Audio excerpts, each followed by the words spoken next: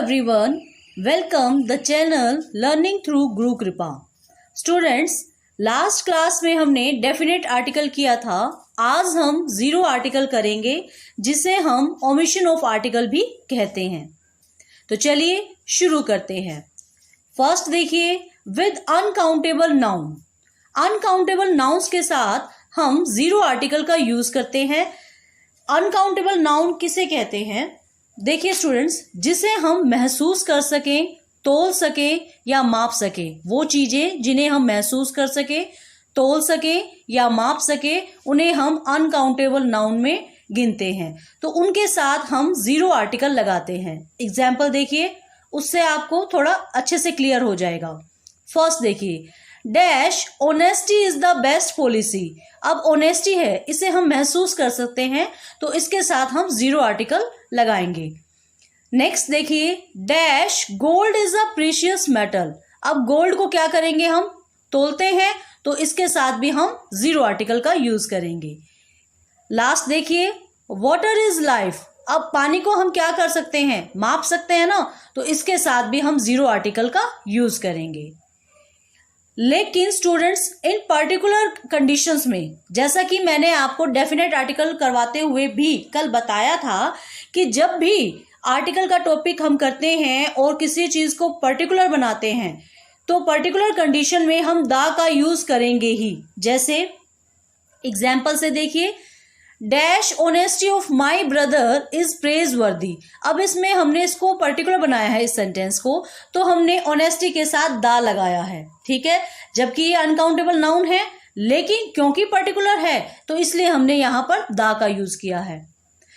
The water of this tank is not pure. Means यहां पर भी वाटर है, अनकाउंटेबल नाउन है, जो कि हमें यहां पर जीरो आर्टिकल लगाना चाहिए था, लेकिन क्योंकि ये भी पर्टिकुलर है, पर्टिकुलर बनाया गया है इस सेंटेंस को कि जो पानी है उस टैंक का वो प्योर नहीं है, तो पर्टिकुलर बनाया गया है, इस वजह से इस सेंटेंस में भी हमने दा का यूज किया है.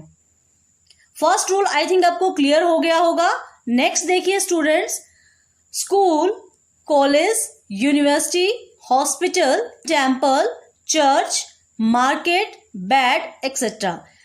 जब ये कुछ हमारे डेस्टिनेशन है, जब ये हमें प्राइमरी पर्पस के लिए आते हैं, फॉर प्राइमरी पर्पस, तब हम जीरो आर्टिकल का यूज करते हैं. लेकिन अगर ये अदर पर्पस के लिए आते हैं, तब हम दा का यूज करते हैं. एग्जाम्पल से आपको ज्यादा क्लियर होगा. तो देखिए, first example, my mother goes to dash church for pray daily. अब जैसे कि आपको पता है कि प्राइमरी पर्पस यानी कि स्कूल का जो पर्पस है वो क्या होगा, स्टडी के लिए जाना. हॉस्पिटल का क्या होगा, ट्रीटमेंट के लिए जाना. टेम्पल या चर्च का क्या होगा, प्रे के लिए जाना. तो ये फर्स्ट एग्जांपल जो है हमारा, my mother goes to dash church for pray daily, तो यहाँ पर हम जीरो आर्टिकल का यूज करेंगे, क्योंकि चर्च में हम प्रे के लिए ही जाते हैं, तो प्राइमरी पर्पस ही है, तो जीरो आर्टिकल. नेक्स्ट देखिए, I got a taxi from the church. ये हमारा क्या है, अब चर्च आया है यहां पर भी, लेकिन ये अदर पर्पस के लिए आया है, तो हमने इसमें द आर्टिकल का यूज किया है. आई थिंक आपको फर्स्ट और सेकंड रूल अच्छे से क्लियर हो गया होगा स्टूडेंट्स. अब हम थर्ड रूल देखते हैं. थर्ड रूल देखिए students, with the name of any language, game, meal और disease etcetera. Means language, game, meal और डिजीज, इनके साथ हम जीरो आर्टिकल यूज करते हैं. एग्जाम्पल से देखिए, dash English is an easy language. मैंने आपको बताया था कि लैंग्वेज से पहले हम किसका यूज करते हैं, जीरो आर्टिकल का, तो इसलिए हमने यहां पर जीरो आर्टिकल लगाया है. नेक्स्ट देखिए, I like dash hockey very much. अब ये क्या है, गेम का नाम है, तो यहां पर भी हमने जीरो आर्टिकल यूज किया है. नेक्स्ट देखिए, dash lunch is ready come soon, यानी कि मील है, तो उससे पहले भी हम जीरो आर्टिकल का यूज करेंगे. लास्ट देखिए students, dash cancer is a dangerous disease, यानी कि अब ये किसका नाम है, डिजीज का नाम है, तो उससे पहले भी हम जीरो आर्टिकल लगाएंगे. लेकिन यहां पर भी वही स्टूडेंट्स कि अगर पर्टिकुलर कंडीशन में आ जाते हैं, तब हम दा का यूज करेंगे. जैसे the English defeated the French. देखिए स्टूडेंट्स, अगर सिर्फ इंग्लिश होता तो कोई आर्टिकल यूज नहीं करते क्योंकि वो लैंग्वेज होती, लेकिन यहाँ पर इस एग्जाम्पल में मैंने लगाया है द इंग्लिश, तो यहाँ पर इसका मतलब हो गया है इंग्लिश भाषा को बोलने वाले लोग, मीन्स अंग्रेज। The English defeated the French, इसका मतलब यहाँ पर क्या हुआ कि अंग्रेजों ने फ्रांसीसियों को हरा दिया। आपको ये जो है एग्जाम में देखना है कि लैंग्वेज की बात हो रही है या लैंग्वेज को बोलने वाले लोगों के बारे में बात हो रही है, तो उसके अकॉर्डिंग आपको आर्टिकल यूज करना है।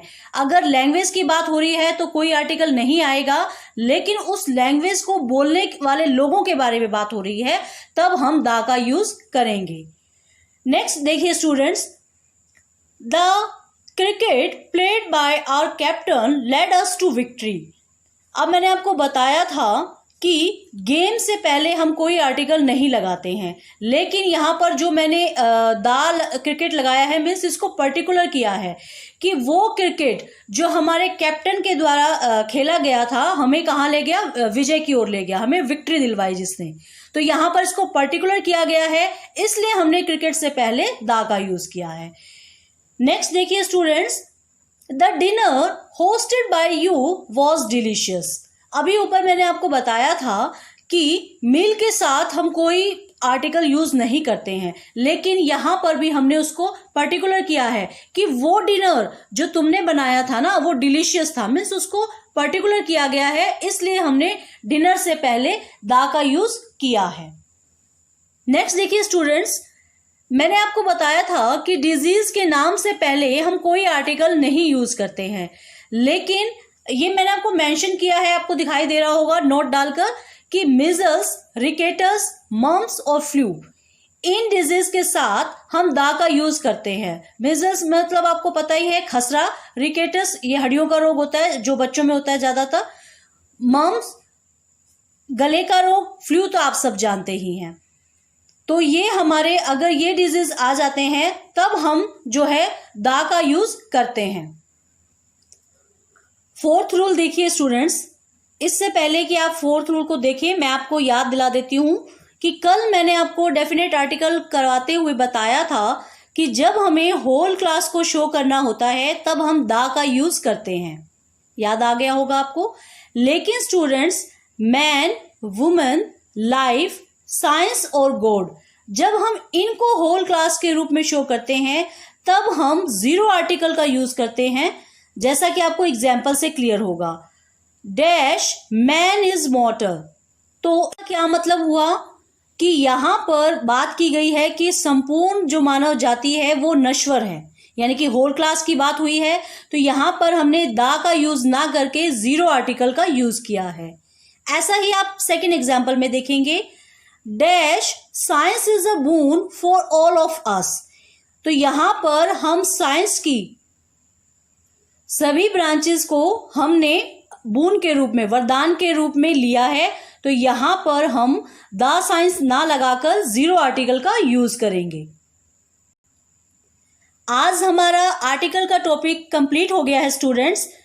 नेक्स्ट क्लास में हम इसकी प्रैक्टिस करेंगे।